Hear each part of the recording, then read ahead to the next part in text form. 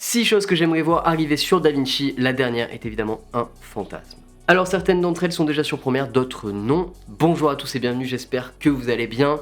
Dans cette vidéo, on va parler des choses que je voudrais voir arriver sur DaVinci plus ou moins rapidement, des choses qui me dérangent et des choses qui sont un peu plus passagères, on va voir, chacun se fera son avis. Dites-moi vous dans les commentaires ce que vous en pensez. Si tu ne me connais pas, je m'appelle Adelin, je suis réalisateur étalonneur et prof en école de ciné et je t'invite à t'abonner. Si tu veux voir un peu plus de tutos sur DaVinci, si tu veux voir un petit peu du matos, etc. J'espère les amis que vous avez passé de bonnes vacances comme vous avez pu le voir. Moi j'en ai pris aussi, sur la chaîne il n'y a pas eu de vidéo depuis un petit moment, c'est normal. Mais justement dans cette vidéo on va profiter de parler de l'avenir de la chaîne, j'ai pas mal de choses à vous dire. On en parle aussi à la fin de la vidéo. Vous le savez, DaVinci depuis quelques temps c'est vraiment le logiciel en vogue, tout le monde en parle, beaucoup de monteurs passe sur DaVinci, il y a de plus en plus de prod aussi qui passent sur DaVinci en full et il y a eu récemment la version 19 d'ailleurs, ça y est, elle n'est plus en bêta, elle est officiellement en version 19. Alors j'essaierai d'en faire une vidéo peut-être un peu plus tard, mais en fait je vois pas grand chose à dire de tout ce qui a déjà été dit dessus. Je vous invite à aller voir ma dernière vidéo sur DaVinci 19. Alors j'en avais fait deux, j'en avais fait en deux parties, mais n'hésitez pas à aller voir la toute dernière parce qu'elle a pas du tout marché sur la chaîne et pourtant il y a plein d'infos très utiles dedans. Mais les amis, avant de continuer cette vidéo, je vais vous parler du partenaire sponsor de cette vidéo et globalement en général de la chaîne, ça fait pas mal de vidéos, ce n'est autre qu'Artlist, tout simplement. Bon, vous n'êtes pas surpris, on fait souvent des OP avec Artlist, pourquoi? Tout simplement parce que moi je suis client, donc du coup c'est une plateforme que je connais très bien. Tous les vidéastes aujourd'hui utilisent Artlist en majorité. Et vous vous souvenez, le mois dernier, je vous avais parlé de la nouvelle IA qui permettait de générer des voix off. Et je vous avais dit que je trouvais ça assez incroyable, que ce soit pour des projets à mini budget ou pour votre chaîne YouTube, etc. Ou bien même encore pour faire du contenu en langue étrangère, si vous ne parlez pas la langue. C'est exceptionnel. Eh bien, sachez que ça y est, ils ont enfin mis la possibilité de le faire avec une voix française, allemande et encore espagnole. Die 1950er Jahre brachten das Gefühl von Wohlstand und Optimismus. Encuentra un asiento cómodo. Et on imagine qu'il va y avoir encore d'autres langues. Et bon, c'est plutôt très chouette en fait, cette histoire-là. Artlist, je trouve qu'ils ont vraiment une super bonne dynamique. Ils ajoutent vraiment des nouvelles fonctions qui nous aident vraiment. En plus de ça, tu vas pouvoir retrouver sur Artlist, bien entendu, toutes les fonctions qu'on y connaît déjà. Donc les musiques avec la possibilité de rechercher des musiques identiques, etc. Enfin bref, c'est vraiment une plateforme extrêmement large, extrêmement variée. Et c'est quand même génial. Alors pour l'IA, moi personnellement, dans ce cas de figure, je vais sûrement m'en servir pour faire des démonstrations, c'est-à-dire pour préparer des démos de vidéos, que ce soit pour des clients ou pour moi. Et puis par contre, pour les langues qui sont en anglais par exemple, ou en allemand, etc., ça me permet en fait de décliner mon contenu dans toutes ces langues-là ou de créer d'autres chaînes dans ces langues-là sans avoir à le parler. Donc c'est vachement bien pour ce genre d'opération en fait. Vous imaginez bien que moi, avec mes moyens, je ne vais pas pouvoir payer malheureusement une voix off qui va refaire toutes mes vidéos comme MrBeast. Ça va être compliqué. Merci Artlist pour ce partenariat encore une fois. Si vous voulez essayer, n'hésitez pas, vous avez mon lien. Vous allez gagner 2 mois gratuits avec. Et puis c'est une plateforme qui coûte pas très cher, ça aide pas mal la chaîne, on va pas se mentir les gars. Donc merci à vous. Voilà, merci beaucoup à Artlist. On peut passer à la suite de la vidéo. Et merci à vous si vous vous abonnez, ça soutient énormément la chaîne, c'est pas des blagues, ça me permet d'avancer et vous allez voir c'est aussi un peu le sujet de cette fin de vidéo. Numéro 1, c'est les copier-coller beaucoup plus simples. Alors ça peut paraître bête, mais il faut savoir que sur Premiere, il est extrêmement facile en fait de copier-coller un élément qu'on cible. C'est-à-dire que sur Premiere, vu que les effets sont listés, on va pouvoir en fait simplement cliquer sur un effet de la liste dans les options de nos effets, le copier et le coller. Si par exemple je veux copier uniquement mon échelle, par exemple, j'ai juste à faire CTRL-C sur l'échelle et puis le faire en CTRL-V sur un autre rush et ça va le coller tout de suite. Sur DaVinci c'est un peu plus chiant, on peut copier et coller les attributs. Alors évidemment il y a des endroits où on peut juste faire des CTRL-C, CTRL-V, par exemple dans les nœuds en étalo, tout ça, mais dans la partie de montage, si on veut copier juste l'échelle, il va falloir qu'on fasse CTRL-C sur le rush, on peut pas faire en fait un copier de l'inspecteur. Vous voyez ce que je veux dire?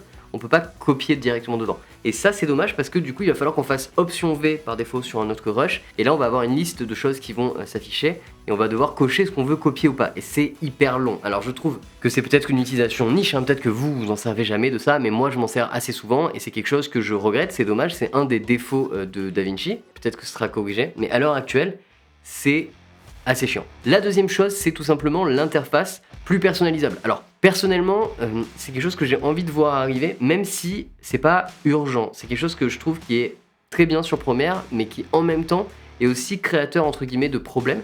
Vous savez, sur Premiere Pro, vous pouvez tout simplement prendre n'importe quelle fenêtre, la mettre où vous voulez, la déplacer et en faire ce que vous voulez. C'est extrêmement intéressant lorsqu'on a des workflows avec plusieurs écrans. C'est mon cas, moi j'en ai 3. Et donc c'est vachement cool parce que du coup je peux placer tout ce que je veux où je veux. Sur DaVinci, ça fonctionne pas du tout de la même façon. Le système en fait il est plus rigide pour qu'il soit un peu plus normalisé. Et donc du coup ce qu'on retrouve, c'est que on va pas pouvoir en fait prendre une fenêtre, la déplacer comme on veut. C'est quelque chose que personnellement j'aimerais voir arriver, même si évidemment c'est pas une priorité. L'interface elle est quand même très bien construite. Dites-moi un peu ce que vous en pensez de ce côté-là, mais je crois que c'est quelque chose. Mes élèves, c'est un truc qu'ils me disent souvent par rapport à Premiere, ceux qui sont en montage, donc je pense que c'est quelque chose qui est attendu. Est-ce qu'ils le feront? La probabilité qu'ils le fassent, à mon avis, elle est faible, hein, tout comme d'ailleurs les copier-coller, hein, je l'ai pas dit, mais je pense que la probabilité pour qu'ils le fassent pour l'instant, elle est assez faible, parce que justement c'est ce qui aussi permet de différencier les logiciels entre eux, et puis peut-être que ça crée aussi plein de conflits, de problèmes, notamment avec l'interface Color, hein, qui est déjà très remplie, avec beaucoup de menus d'éléments. Je pense que si on commence à pouvoir tout bouger partout, ça va devenir un peu compliqué, j'en sais rien, après on va voir. Alors numéro 3, ça c'est un petit détail, mais c'est hyper énervant et en plus c'est assez récent qu'ils aient corrigé ce problème-là en partie. C'est le fait que sur DaVinci, quand vous allez dans la partie montage et que vous allez rechercher un effet dans la toolbox, et bien par défaut, ça recherche uniquement dans l'effet sélectionné. Donc ça veut dire que si vous êtes dans la partie effet audio, ça va rechercher uniquement l'effet audio. Donc si par exemple vous tapez, je sais pas, flou gaussien dans la partie option audio, vous n'allez jamais les retrouver. Alors vous allez me dire, oui mais c'est logique. Oui, c'est tout à fait logique, mais c'est très chiant. Et donc depuis peu, on a l'option, il nous suffit de cliquer sur cette petite flèche et de cliquer sur Show All pour que en fait, ça cherche dans tous les dossiers. Et ça, je ne comprends pas pourquoi c'est pas par défaut. C'est tout bête, mais ça devrait être par défaut. Donc le peu de défauts que je trouve à DaVinci, finalement, c'est souvent des petits éléments comme ça. Mais voilà, ça c'est un petit détail, je comprends pas. Alors un autre élément, bon celui-là tout le monde l'a déjà vécu, c'est les petits bugs. Voilà. Alors oui, je sais que on ne peut pas être parfait, on a déjà un logiciel qui est exceptionnel et attention, loin de moi l'idée de dire que c'est mauvais, mais c'est juste que forcément, quand on est utilisateur professionnel tous les jours, eh bien on note des choses que peut-être certains ne vont pas forcément noter dans une utilisation plus simple. Vous l'avez peut-être déjà expérimenté, et pas que sur les versions bêta du logiciel, évidemment, hein. Je parle des versions finales. Vous avez forcément déjà expérimenté sur DaVinci des petits bugs bizarres. Alors les petits bugs bizarres de DaVinci, c'est que souvent en fait DaVinci va pas avoir tendance à cracher directement et à se fermer, ou alors comme Premiere à faire tourner vous savez la roulette de la souris là, à faire tourner à l'infini le ne répond pas sur Windows, mais plutôt il va avoir tendance DaVinci à ne pas émettre une action qui d'habitude marche. C'est-à-dire qu'en fait vous allez faire une action comme par exemple, je sais pas, appliquer un effet sur un plan, etc. Puis d'un coup vous allez essayer de l'appliquer sur un autre et ça ne fonctionne plus. Voilà, et il va falloir juste redémarrer le logiciel pour que ça remarche. Là, je le prends avec cet exemple-là, mais ça peut être dans énormément d'autres situations. On sait pas pourquoi, d'un coup, ça fonctionne plus. Il suffit de redémarrer le logiciel et ça fonctionne. C'est pas des gros bugs, c'est des tout petits bugs, mais ça arrive. C'est pas mal le cas aussi avec la nouvelle version cloudée, Blackmagic Cloud, que je vous conseille, qui est excellente d'ailleurs. Nous, on a pas mal travaillé en collaboration. C'est vraiment super bien et on a même fait un gros projet avec, mais je trouve que c'est un peu compliqué parfois ces petits bugs et c'est quelque chose qui va s'améliorer, se corriger. Je suis un peu dur parce que attention, ça reste excellent et ça reste infiniment meilleur que sur Adobe, mais c'est incomparable. Alors numéro 5, ça c'est quelque chose que Premiere a déjà et que je trouve vraiment très bien et qui j'espère arrivera sur DaVinci un jour. Et bien c'est tout simplement Media Composer. Alors en fait, j'adore la partie Deliver de DaVinci puisque ça permet de faire des rendus et ça permet de faire des rendus qui sont en fait très stables. Moi personnellement j'ai jamais de crash sur DaVinci et si vous avez des crashs, il existe une option qui permet d'éviter les crashs et du coup en fait vous allez quasiment tout le temps avoir un export propre. Et personnellement, ça m'est, je crois tout simplement, quasiment jamais arrivé, je crois, d'avoir un vrai problème d'export. Alors je sais qu'il y a des gens à qui c'est arrivé, donc attention, je parle juste en mon nom, bien sûr que ça arrive. Mais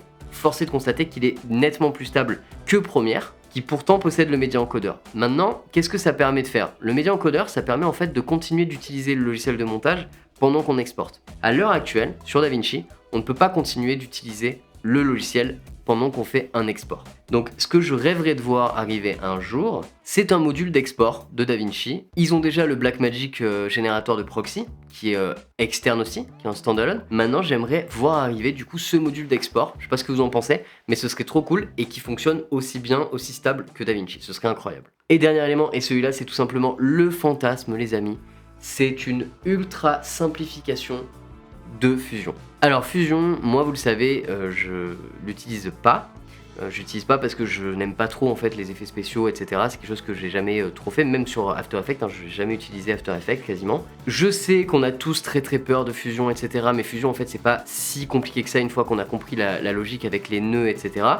Mais moi ce que je rêverais, c'est tout simplement qu'ils fassent un genre de Fusion Lite, un peu comme ils ont fait avec la page Cut, plutôt que la page Edit, vous voyez dans le montage, pour rendre ça extrêmement accessible à tout le monde. Et ce serait vraiment incroyable, y compris ceux qui n'aiment pas forcément les effets spéciaux. Alors ça pourrait se présenter sous une forme d'ultra preset, de choses comme ça. Quoi qu'il en soit, j'aimerais vraiment une ultra simplification de Fusion, ou que ça nous permette de s'en servir aussi sur des plateformes de stock, qu'on puisse prendre plus de templates Fusion, qui soient beaucoup plus simples, un peu comme on le fait avec After Effects. After Effects aujourd'hui vous avez tellement de templates, vous n'avez pas besoin d'avoir touché une seule fois le logiciel pour mettre des templates de malade dessus et vous en servir. Vous le savez, moi j'utilise Motion Array et je suis partenaire avec eux aussi, et en fait il y a énormément de templates, on peut faire plein de choses avec. Voilà, ça c'est plutôt le fantasme, hein. Moi j'ai toujours pensé qu'il se ferait un jour une nouvelle version de Fusion, plus simple, plus ouverte. Je pense que c'est un fantasme. Objectivement, je pense que je délire. Je pense que ça n'arrivera pas. Par contre, ce qui est sûr, c'est que moi, ça me plairait beaucoup. Et voilà, les amis, c'était tout ce que j'avais à vous dire pour DaVinci. Et maintenant, on va passer à la suite de la vidéo. Donc, pour ceux qui s'en foutent, vous pouvez y aller. Merci à vous. N'hésitez pas à vous abonner, à liker si ça vous a plu, et puis surtout à commenter ce que vous en pensez. Ce que vous n'aimez pas sur DaVinci et qui existe ou pas sur Premiere. Les amis, vous avez vu, ça faisait pas mal de temps qu'on n'avait pas fait de vidéo parce que j'étais donc en fait en vacances travail. Je suis parti. Et puis j'ai eu pas mal de changements dernièrement dans ma vie puisque je suis devenu papa aussi, hein, pour ceux qui ne le sauraient pas encore. Si vous ne le savez pas, suivez-moi sur Insta, j'en ai un petit peu parlé sur Insta. Voilà, il y a pas mal de changements, j'ai beaucoup de changements, ça a été une année avec beaucoup de réflexion pour moi, et j'ai des plutôt très bonnes nouvelles. J'ai décidé pour cette rentrée et cette année d'arrêter une des écoles de cinéma dans laquelle j'exerçais. Alors j'exerce dans plusieurs écoles et j'ai décidé d'arrêter une des principales qui me prenait vraiment beaucoup de temps, qui commençait à me prendre vraiment beaucoup de temps, pour me consacrer un peu plus justement à ma chaîne YouTube, les amis. Et alors je vous en parle dans cette vidéo parce que j'ai pas envie de faire une vidéo dédiée à ça, parce que je trouve que c'est... on s'en fout, c'est pas nécessaire. Mais du coup, j'ai pris le temps et j'ai décidé de me mettre vraiment beaucoup plus à fond sur ma chaîne YouTube parce que aujourd'hui c'est ce que j'aime vraiment faire. J'aime vous partager des choses, et puis vous allez voir qu'il va pas y avoir que ça puisque je vais sortir d'autres projets sur YouTube qui n'ont rien à voir avec la vidéo. Notamment ça va parler de cuisine, on en parlera bientôt. Mais tout ça pour vous dire que donc j'ai décidé de réactiver un maximum en fait les vidéos et la chaîne, et d'être évidemment bien plus régulier, et aussi de commencer à travailler mon Instagram parce que je le vois, tous mes potes ont des Insta de ouf, c'est trop cool, et moi c'est une catastrophe mon Insta, je publie rien parce que voilà, en fait peut-être que vous le remarquez, je me sens pas forcément très à l'aise en fait sur les réseaux. C'est pas un truc que j'aime particulièrement, j'aime pas partager ma vie particulièrement, j'aime pas vous montrer en fait les à côté, etc. J'aime pas forcément ça, et du coup j'ai un peu de mal à toujours connecter avec vous, et c'est quelque chose auquel en fait c'est un truc que j'ai envie de... En fait, j'ai envie de remédier à ça, hein, j'ai envie de changer ce truc-là. Mais voilà, cette année, donc, j'ai décidé de me mettre à fond sur YouTube. Alors, ce qui va se passer, c'est que j'ai des cours intensifs en école de cinéma jusqu'à fin octobre. Donc là, il va y avoir pas mal de vidéos qui vont arriver d'ici à fin octobre, mais c'est surtout à partir de la fin octobre que beaucoup de choses vont se passer. Et notamment, je vais enfin sortir toutes les formations dont je parle dans certaines vidéos depuis très longtemps, dont certains me demandent depuis très longtemps, notamment mes formations DaVinci, etc. Ça fait des années que je travaille avec DaVinci.